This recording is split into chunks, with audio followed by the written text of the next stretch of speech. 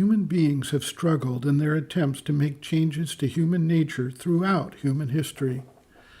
Many approaches have been tried, including adopting tough disciplines, isolating oneself from society to avoid the impulses and temptations, as well as harsh tortures to which the body has been subjected to try to whip it into shape, so to speak.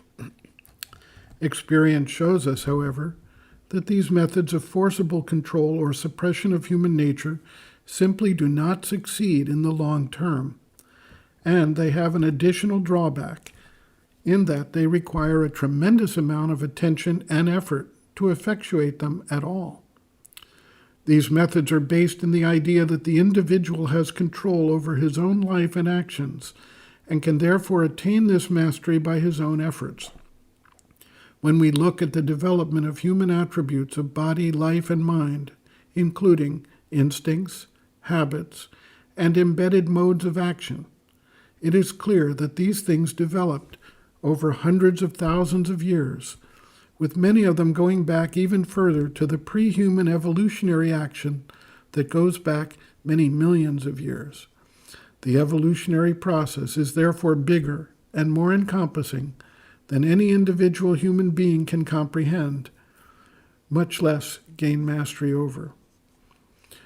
When the seeker shifts his focus from the ego standpoint to the divine standpoint, he is able to see that the evolutionary changes are a general change that needs to take place within a broader context.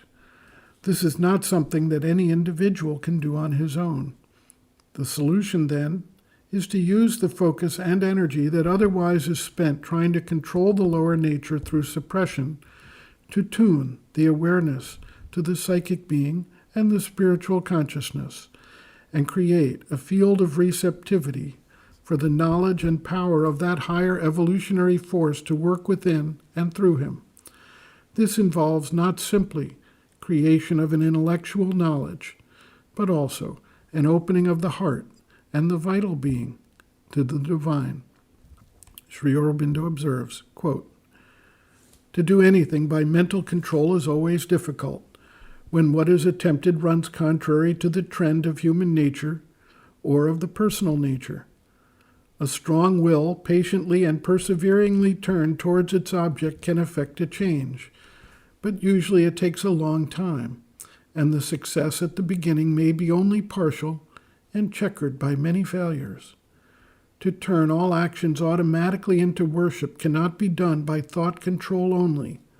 There must be a strong aspiration in the heart, which will bring about some realization or feeling of the presence of the one to whom worship is offered. The bhakta does not rely on his own effort alone, but on the grace and power of the divine whom he adores." End quote. Reference, Sri Aurobindo, Bases of Yoga, Chapter 2, Faith, Aspiration, Surrender, page 26.